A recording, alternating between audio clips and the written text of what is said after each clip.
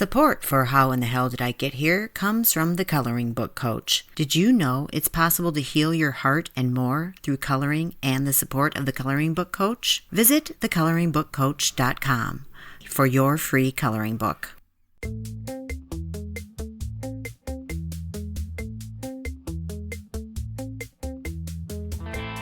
This week's show is all about sharks. Yes, sharks. They actually are safer than cows. But does that really matter if you're in the water with them? No, probably not. So today we have two stories from my sister Kari about 2 times she encountered sharks. The first time was in St. Croix and the second time was in Key West. Don't miss these 2 funny and cautionary tales. And before we get going, we want to say a special shout out to our newest producer and supporter, Spike, who is treating myself and my sisters to a virtual cookie every month as a way of saying thanks for the show. If you think that sounds cool and you want to be a producer too, head on over to coffee.com/howinthehell. That's actually spelled ko-fi.com/howinthehell and check it out. You can treat us to just 1 cookie or you can choose to support us monthly. Thank you, Spike. Also, big news! We're having a party! Yes! You're all invited to come hang out with us on Wednesday, September 4th at 5 p.m. Pacific Time for a virtual happy hour with myself and the sisters. We will be hanging out on Zoom, and there will be games and prizes plus a lot of sassy talk, I'm sure. So be ready to grab your favorite beverage and hang out with us for a little while during that time, September 4th, 5 o'clock Pacific Time. Visit How in the Hell Did I Get Here to grab your spot and sign up for our signature How in the Hell Did I Get Here cocktail recipe, created especially for you and this event by our sister Kari, who was a professional bartender for over 25 years. This virtual cocktail hour is going to be a great time, and we're really looking forward to meeting you and seeing you there. This is Kim A. Flodin, and you're listening to How in the Hell Did I Get Here? Quick note, as always, today's episode includes swear words. Stay tuned.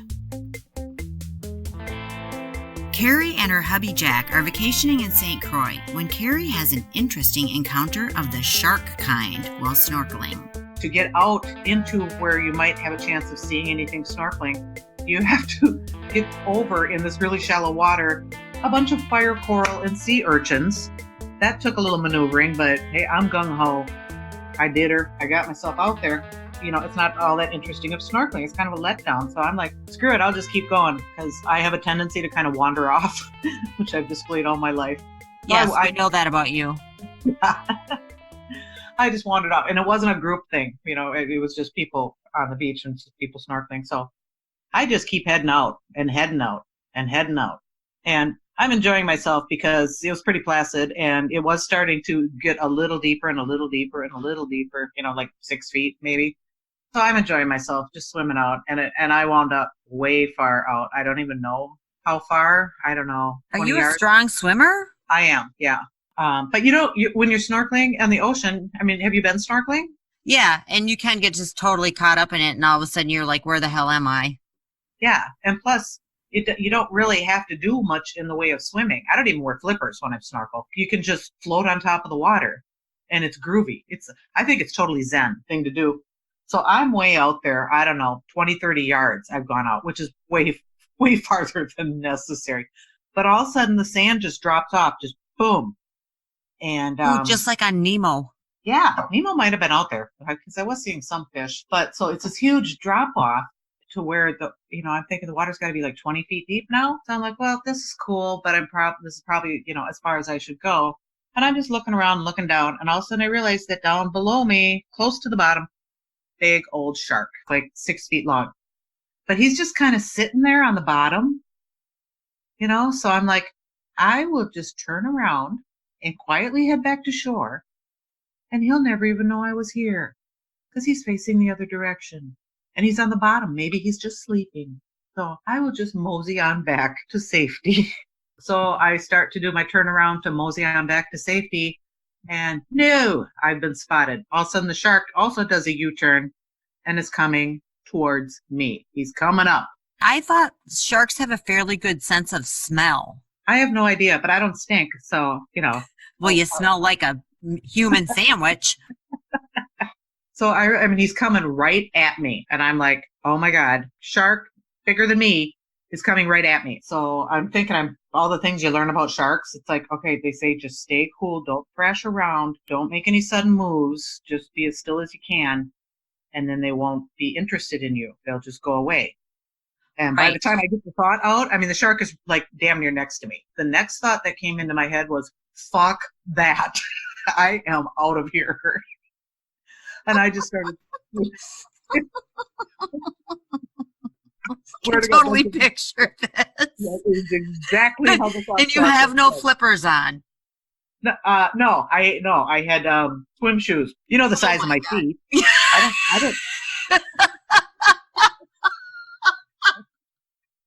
Yes, I think we refer to them as hooves in episode 2. Exactly. I don't need no stinking flippers. So I just start swimming as fast as I can. And luckily I am a very good swimmer back towards shore. The shark he stays with me. Oh my God, like he's pacing you? He's with me. He's either right behind me or right next to me. Holy shit. Kari's in the middle of a very interesting and a bit unnerving encounter with a shark. What will happen next? Stay with us. Hey there, it's Kim. I'm just popping in to answer a quick question someone asked, which is what more they could do to help support the show beyond sharing, reviewing, and subscribing. Here's a quick list. 1. Buy us a cookie or two at ko-fi.com. That's ko-fi.com/howinthehell. It's actually spelled ko-fi.com and then /howinthehell. 2, we have fun merchandise. Shirts, mugs, bags, even socks. The link is at howinthehellpodcast.com. 3, are you a small business owner? You can advertise on the show. Email howinthehell@gmail.com or call 323-488-3303. Thank you, and now back to the show. He's with me. He's either right behind me or right next to me. Holy shit. Yeah, holy shit is right. And I'm thinking, okay, just swim faster, swim faster. And then, of course, thought process, I realize it's a shark. It doesn't matter how fast I swim. You're not a fucking mermaid. Yeah. But that doesn't stop me from continuing to swim. Well, yes. And so I'm beating it back there, and he stays with me the whole way. He's always either right behind me or right next to me. And I actually prefer oh my God. he was next to me. Because at least you knew where he was. Exactly. He's behind you, then you're worried about what's going to happen to your hooves. No matter how big they are. So I'm absolutely just terrified. And I get all the way back to where, the water is it's getting shallow now, right? And I finally get to where I know I can stand up without falling back over into like 2 feet of water. So right. He's still with me. He's still with me. He came into the shallow part? Yes. Oh, God. Yes. Now, Jack is on the beach, and I don't really know exactly where he was. He's right on the water line, I think. So I do the only logical thing, which is when I can finally stand up and, take a few steps forward, I'm still moving. I yell, hey, there is a shark here next to me. Me and my pet shark have arrived. I don't know if that was a good idea or a bad idea. I don't know. I'm maybe 15, 20 feet from the shore. Right. You're still out in the water. Right. But that cleared the beach. Oh, holy shit. Wow. Yeah, it was like the scene from Jaws, where someone yelled shark. So what happened? Where'd the shark go? He turned around and went back out to sea. Well, obviously that was the only reason I could laugh because like Jenny and the Machete, I knew she didn't lose her leg and I knew that you still had your hooves. So, that was the only reason I could laugh at that. Yeah, fair enough. But yeah, it was so scary. And then I trying to run out of the water, but I still have to get past the fire coral sea urchin barrier. I don't know. I think I probably did, like Jenny, I probably did a superwoman superhuman leap through the air. Well, yeah, you were probably so adrenaline powered at that point, you probably could do that. I finally get out of the water and I find Jack and he's like, what the hell are you doing? Yeah, he had no idea, right? Yeah, he had no idea. That's hilarious. You're like out there, like literally fighting for your life. Absolutely. Yeah, so I tell him about it, and then they had a little beach shack, surf shop kind of thing there. We go in there, and they also had the beer. Yeah, that's where the beer was. So I go in there and I tell these guys running the shop that a shark just chased me back to shore, and they all just start laughing their asses off. That's like about the guys with the monkey at the monkey hostage thing. What the hell? Why were they laughing? Because, they say, that's Banjo. I was actually wondering that if like that shark knew like that everyone got chased out if they went too far, in the deep end. Yeah, I don't know. And I don't know if they were pulling my leg or if there really was a shark that just hung out right there, which doesn't really make a lot of sense to me. Yeah, they thought it was hilarious that I was chased all the way out from the deep water into the beach and cleared the beach. I think they would have been pissed off at me. That's too funny. But the fact that they laughed right when you told them and said that had probably happened before. Just like the guys when they laughed at me when I was trapped by the monkey. Obviously, it wasn't the first time they'd seen this. Yeah. There's another idiot tourist that had endured the, effects of the wildlife. Yeah. And for the record, this shark, which I got a very, very good look at, looked like a shark. It was a goddamn shark. We looked each other right in the eye more than once as we had our little swim. But I guess if you think about it, I mean, he was a courteous shark. I mean, he could have beaten me to the beach anytime he wanted. He could have eaten you before you got to the beach. Yeah. Beaten. Forget about beaten. Yeah, but he paced himself, which was actually very nice. He was actually just an escort shark. Yeah, so. He was basically like, get the fuck back to the beach. That was obviously the symbol. You have gone out too far. Yeah, he's like the shark lifeguard. I'm going to remind people that more people are killed by cows than sharks, as we know from Shanti Hendricks in the Fear Factor episodes. Kari and Jack are vacationing again, this time in Key West, when Kari sees a shark in dangerous waters. The second time I had a shark encounter was in Key West when we went out on a ferry catamaran for a snorkeling trip. And that was a group snorkeling trip with a bunch of other people. And anyway, the captain of that boat, this is what I remember about this trip, is the captain was just a complete dickhead. He was just that is not fun. Rude.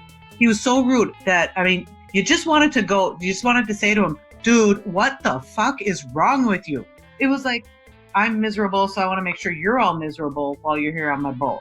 It wasn't that pleasant of a thing, but we finally got out to where we're going to snorkel, and we were 7 miles out. I remember that. And it was the end of a coral reef, and I don't remember what coral reef it was or where we were, but I bet anyone who's listening who's been to Key West and done the ferry, or even gone there and gone snorkeling or scubaing, probably knows where the coral reefs are, because it's so awesome down there.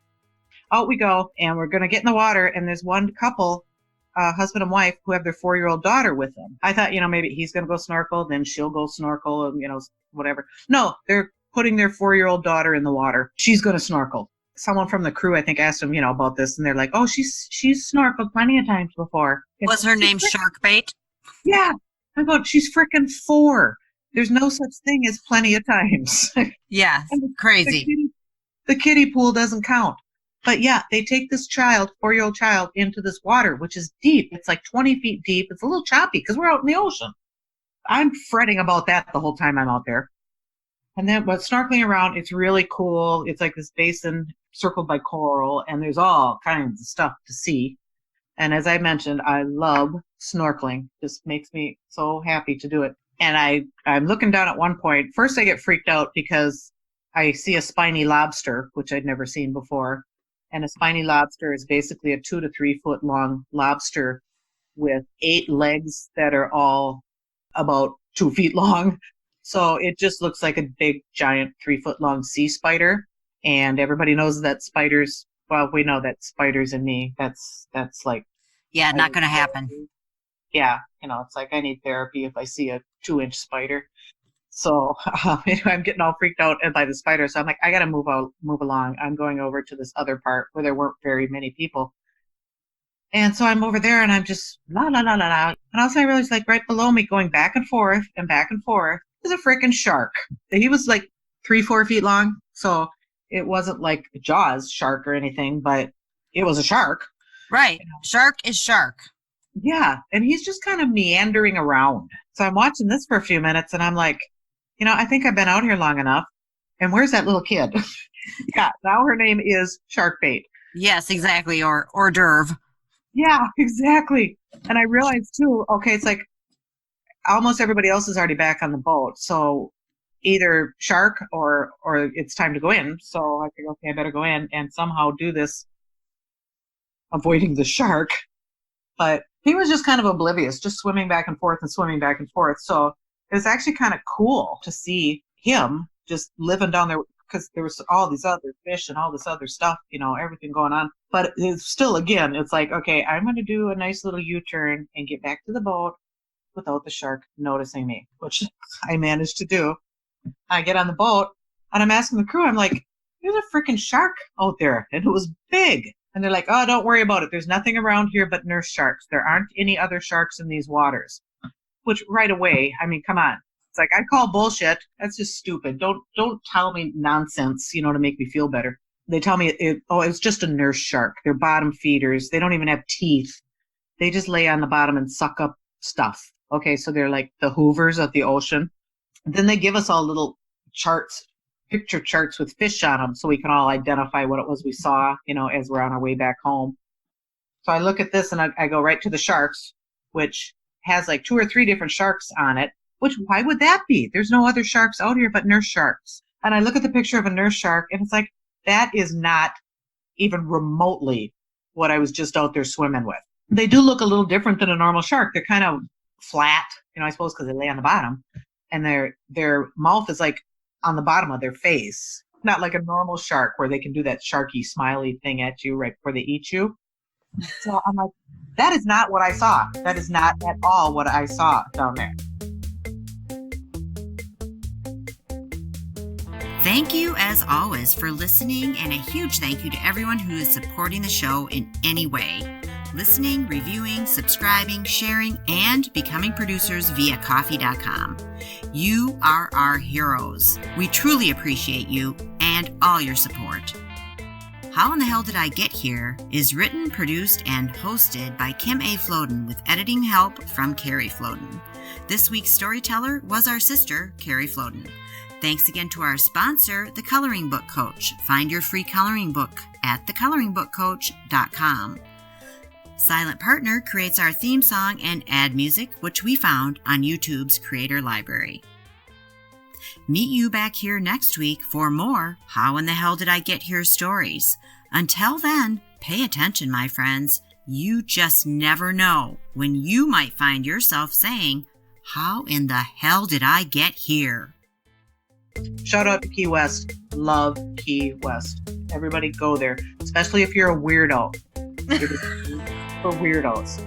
No. It's a good place. I can't believe I've never been drawn in.